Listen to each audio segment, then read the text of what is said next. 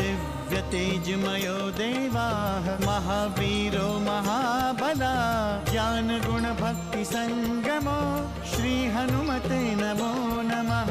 जय हनुमान संकट मोचन जय हनुमान। जय हनुमान संकट मोचन जय हनुमान। केसरी नंदन तिहु जगवंदन अंजनी सुत बलधारी। केसरी नंदन तिहु जगवंदन अंजनी सुत बलधारी। संकट मोचन नाम तुम्हारा संकट मोचन नाम तुम्हारा हर संकट पे भारी। जय हनुमान संकट मोचन जय हनुमान। जय हनुमान संकट मोचन जय हनुमान। संकट उसके निकट न आवे ले जो शरण तुम्हारी। संकट उसके निकट न आवे ले जो शरण तुम्हारी। संकट मोचन नाम तुम्हारा संकट मोचन नाम तुम्हारा हर संकट पे भारी। जय हनुमान संकट मोचन जय हनुमान। जय हनुमान संकट मोचन जय हनुमान। आपने जो संकेत दिया था हनुमान वही कर रहे हैं। पुनः कोई समाधान अवश्य होगा देव ऋषि। हमारी गति के साथ शिक्षा ग्रहण करनी होगी और संपूर्ण शिक्षा जब तक ना हो जाए तुम्हें हमारे साथ ही रहना होगा। भ्राता बाली की प्रताड़ना सहन करना क्या मेरे धैर्य की परीक्षा नहीं थी? हनुमान इतनी कम आयु में सुग्रीव का कौन सा शुभ कार्य कर सकते हैं? यह तो उनकी शिक्षा पूर्ण होने के बाद ही पता चलेगा देव ऋषि। यदि तुम मुझे गुरुदक्षिणा देना ही चाहते हो तो मुझे एक वचन दो। कैसा वचन गुरुदेव? पंपापुर में मेरा एक पुत्र निर्वासित जीवन व्यतीत कर रहा है। उसका नाम सुग्रीव है। वैसे तो वो सारी शक्तियों से परिपूर्ण है पुत्र, लेकिन अपने भाई बाली के कारण विवश है। जीवित रहने का अधिकार तो तुम उसी दिन खो दिए थे जिस दिन किष्किंधा राज बाली को चुनौती दी थी। बाली को चुनौती देने वाले को संसार में कोई नहीं बचा सकता।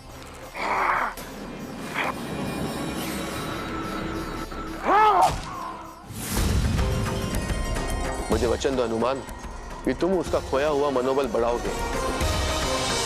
मुझे वचन दो कि तुम उससे समस्त दैवीय शक्तियों से रक्षा करोगे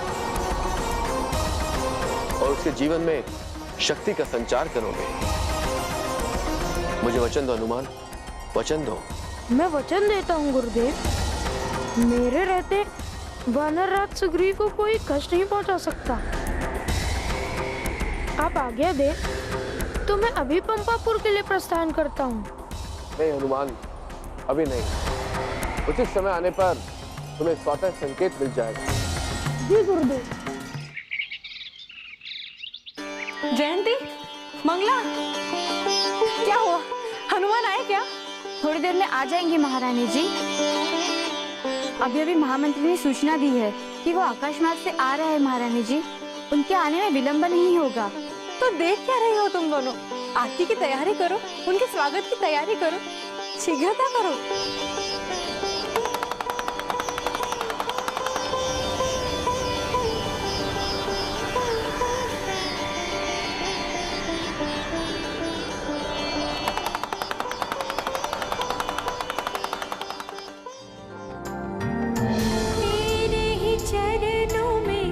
जीवन है मेरा, तुझसे ही सुख का सवेरा। आंचल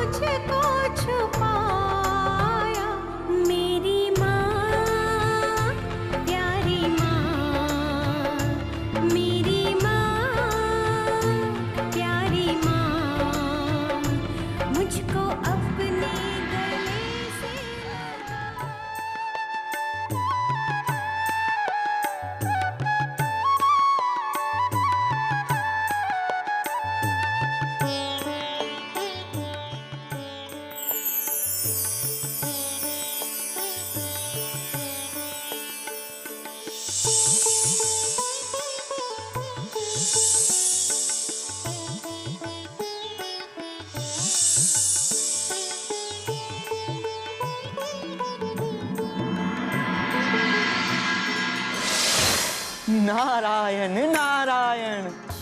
बड़े प्रसन्न दिखाई दे रहे हैं देव ऋषि। कोई नवीन सूचना लाए हैं? नारायण नारायण, मैं ही नहीं, आज तो तीनों लोकों में प्रसन्नता है प्रभु। हनुमान असाध्य को साध कर सुमेरु आ गए हैं। क्या हनुमान के लिए सूर्य देव से विद्या ग्रहण करना इतना कठिन था देवऋषि? संसार में ऐसा कौन है माते जो उड़ते हुए आकाश में सूर्य देव से शिक्षा ग्रहण कर सके? ये असंभव कार्य हनुमान ही कर सकते हैं। असाध्य को साध्य करना ही हनुमान की प्रकृति है देव ऋषि। उन्होंने स्वयं के लिए नहीं, पूरे संसार के कल्याण के लिए यह कार्य किया है। नारायण नारायण, हनुमान की विद्या से संसार को कौन सा लाभ होगा प्रभु? उनकी विद्या स्वांतः सुखाय नहीं है देव ऋषि। सूर्य देव ने उन्हें न्याय, धर्म, अध्यात्म और वैदिक शिक्षा देकर यह योग्यता प्रदान की है कि उचित और अनुचित का भेद जान सकें और अवसर आने पर अपने विवेक से निर्णय ले सकें। नारायण नारायण। संकट मोचन जय हनुमान। जय श्री राम, जय जय श्री राम, जय जय श्री राम।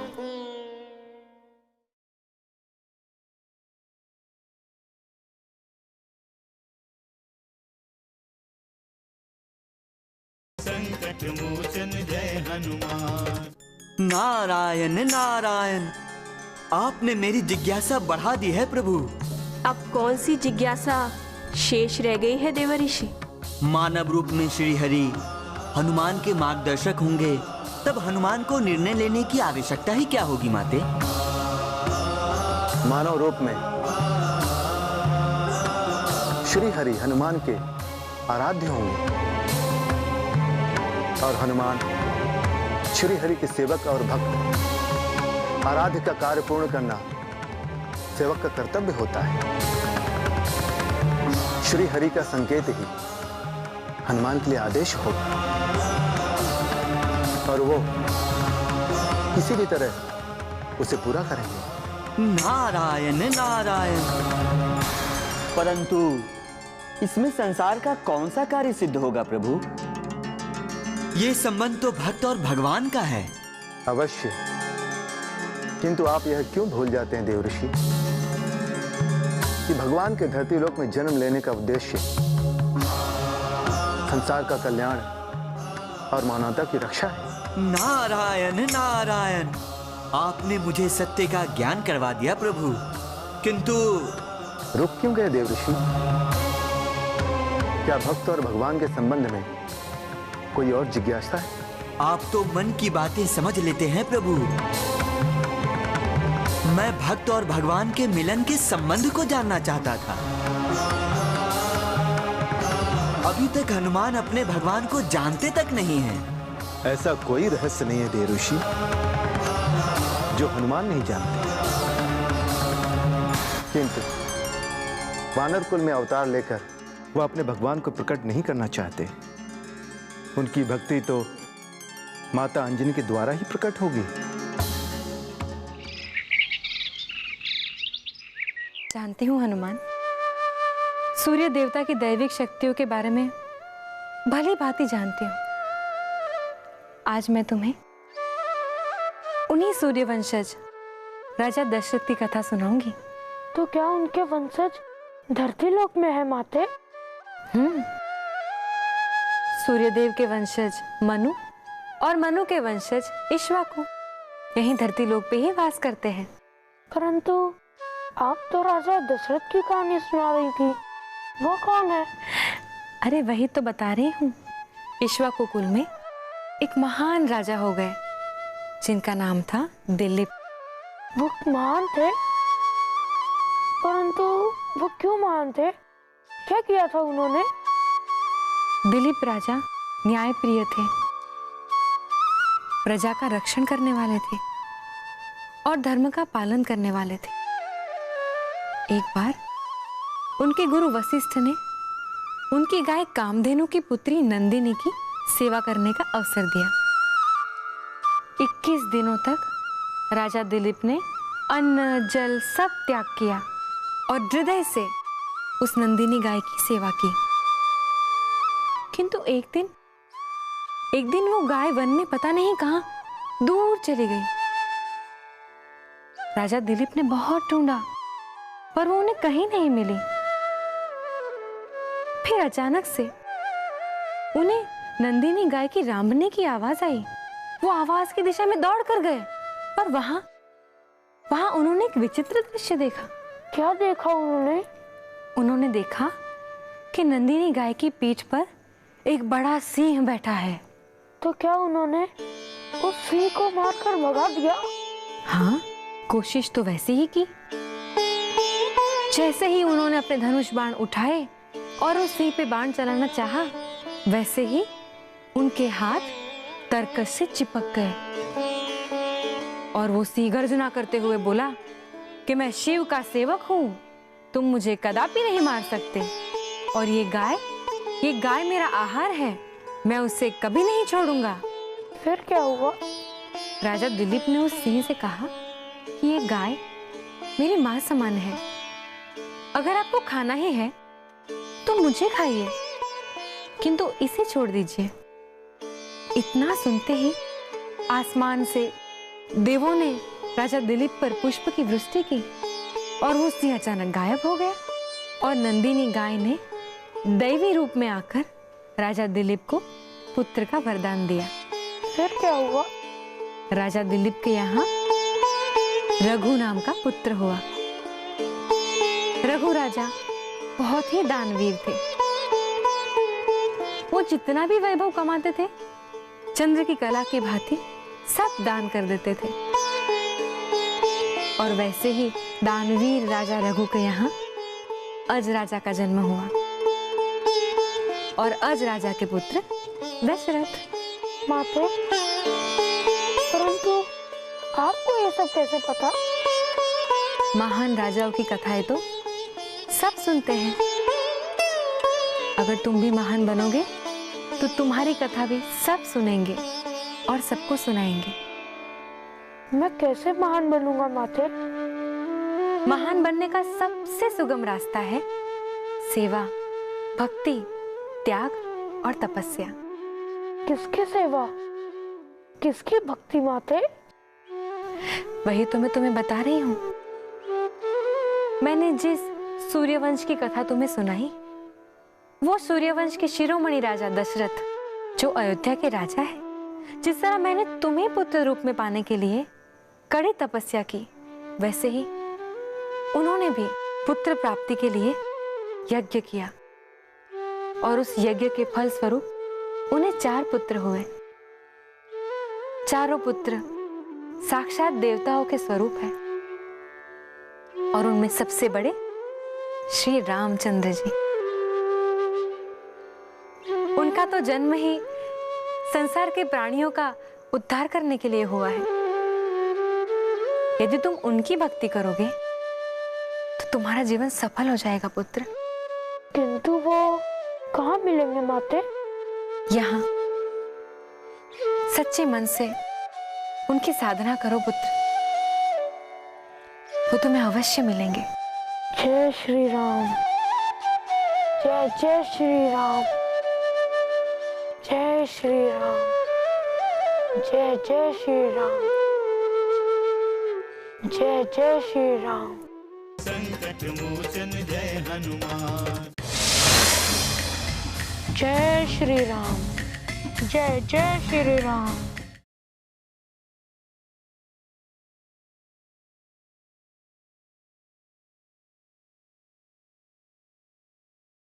संकट मोचन जय हनुमान। शंकर सुमन हनुमान तो अभी से आपकी भक्ति में लग गए हैं स्वामी। क्या उनकी ये भक्ति उन्हें आपके अवतार स्वरूप के दर्शन करा देंगी? भक्ति की शक्ति असंभव को भी संभव कर सकती है। हनुमान अपने उद्देश्य की ओर आगे बढ़ रहे हैं। मेरे अवतार स्वरूप से मिलना तो उनकी नियति है। किंतु आपने तो कहा था कि राम और हनुमान का मिलने का उचित समय नहीं आया है? क्या हनुमान की भक्ति विधि के विधान को भी बदल देगी स्वामी? इसका निर्णय तो भविष्य करेगा देवी, किंतु अंतिम सत्य तो यह है कि भक्ति का मार्ग अपना लक्ष्य स्वयं प्राप्त कर लेता है। ये मार्ग तो अपने इष्ट तक पहुंचाने का सुगम और सुखद मार्ग है। भक्ति मार्ग कितना भी सुगम क्यों ना हो स्वामी, उसके साथ उसका विशेष उद्देश्य भी तो जुड़ा होता है। अवश्य देवी, किंतु ऐसे उद्देश्य की पूर्ति सेवा और भक्ति के मार्ग के द्वारा ही संभव है। किंतु आपके अवतार श्री राम तो अभी बाल अवस्था में है स्वामी। इस अवस्था में वो हनुमान जैसे भक्त को पाकर लोक कल्याण का कौन सा कार्य करेंगे स्वामी? देवी, सब निर्धारित है। पृथ्वी लोक पर जो भी हो रहा है वो महादेव की लीला है। वो स्वयं मेरे अवतार स्वरूप के दर्शन की इच्छा को रोक नहीं पा रहे, और उनकी ये इच्छा हनुमान के माध्यम से पूरी होने वाली है। जय श्री राम, जय जय श्री राम, जय श्री राम, जय जय श्री राम, जय श्री राम, जय जय श्री राम, जय श्री राम, जय जय श्री राम, जय श्री राम, जय जय श्री राम, जय श्री राम, जय श्री राम, जय जय श्री राम, जय श्री राम, जय जय श्री राम, जय श्री राम, जय जय श्री राम।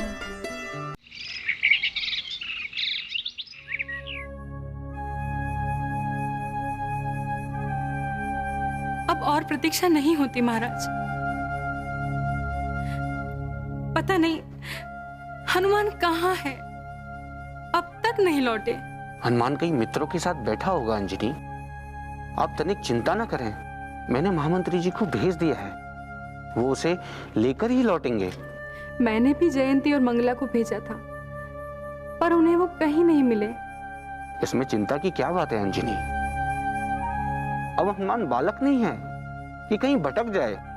वो कितने भी बड़े हो जाए, हमारे लिए तो बालक ही रहेंगे ना। और फिर उन्होंने भोजन भी नहीं किया। हनुमान का आहार पूरे वन प्रदेश में उपलब्ध है देवी, उसे भोजन की कैसी चिंता? उन्हें नहीं होगी चिंता, पर मुझे तो है। और उनकी प्रतीक्षा में मैंने भी अन्न और जल ग्रहण नहीं किया। ऐसा पहली बार नहीं हुआ है अंजनी। हनुमान के बारे में इतनी चिंता करने की आवश्यकता नहीं है। और आप ये भली भांति जानती हैं कि पहले जैसे उनमें ये चंचलता नहीं है। अब वो जहां कहीं भी होंगे कोई शुभ कार्य ही कर रहे होंगे। जय श्री राम, जय जय श्री राम, जय श्री राम, जय जय श्री राम। संकट मोचन जय हनुमान। क्या आपकी कभी श्री राम से भेंट हुई है?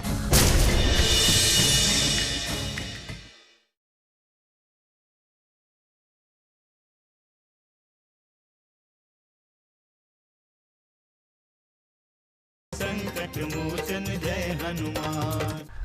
जय श्री राम, जय जय श्री राम। नारायण नारायण। प्रभु, ये आपका कैसा आयोजन है? कब तक हनुमान ये साधना करते रहेंगे? जय श्री राम, जय जय श्री राम। माता अंजनी ने तो केवल भक्ति का संकेत दिया है, उन्हें तो ये भी नहीं पता है कि आप इस निर्जन प्रदेश में प्रभु श्री राम के लिए कठोर तप कर रहे हैं। जय श्री राम, जय जय श्री राम। साधना का ऐसा सुख मैंने पहले कभी नहीं देखा।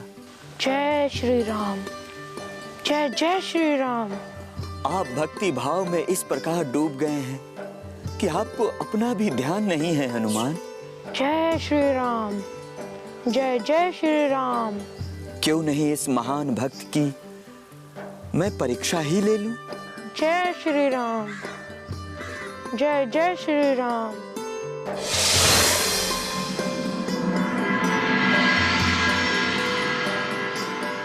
अलख निरंजन। जय श्री राम। जय जय श्री राम। अलख निरंजन, अलख निरंजन। जय श्री राम। जय जय श्री राम। अलख निरंजन, जय श्री राम। अलख निरंजन, जय श्री राम। अलख निरंजन। जय जय श्री राम। जय भोलेनाथ। जय श्री राम। जय जय भोलेनाथ। जय जय श्री राम। आंखें खोलो बच्चा, तुम्हारी मनोकामना अवश्य पूर्ण होगी। हर हर बम बम, हर हर बम बम। प्रणाम ऋषिवर। तू जो चाहता है वो अवश्य पूर्ण होगा। मैं जो चाहता हूँ वो मुझे स्वयं मिल जाएगा। माते ने कहा है कि इस भक्ति से मुझे श्री राम के दर्शन होंगे। मैं बिना साधना के ही तुम्हें प्रभु श्री राम के दर्शन करवा दूंगा। तब तो आप बहुत ही महान ऋषि होंगे ऋषिवर। क्या आपकी कभी श्री राम से भेंट हुई है? अलख निरंजन, वो तो सदैव ही हमारे साथ रहते हैं बालक। तब तो आपने उनकी बहुत साधना की होगी। मैं अभी भी उनकी साधना करता हूँ बालक। तो ठीक है ऋषिवर। मैं तो ये बात तभी मानूंगा जब आप एक सांस में मुझसे अधिक श्री राम का जाप कर पाएंगे।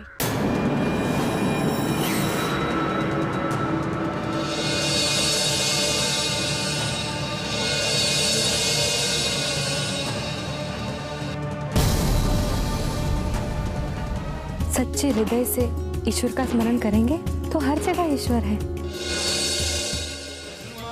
जय हनुमान, असुर निकंदन जय हनुमान।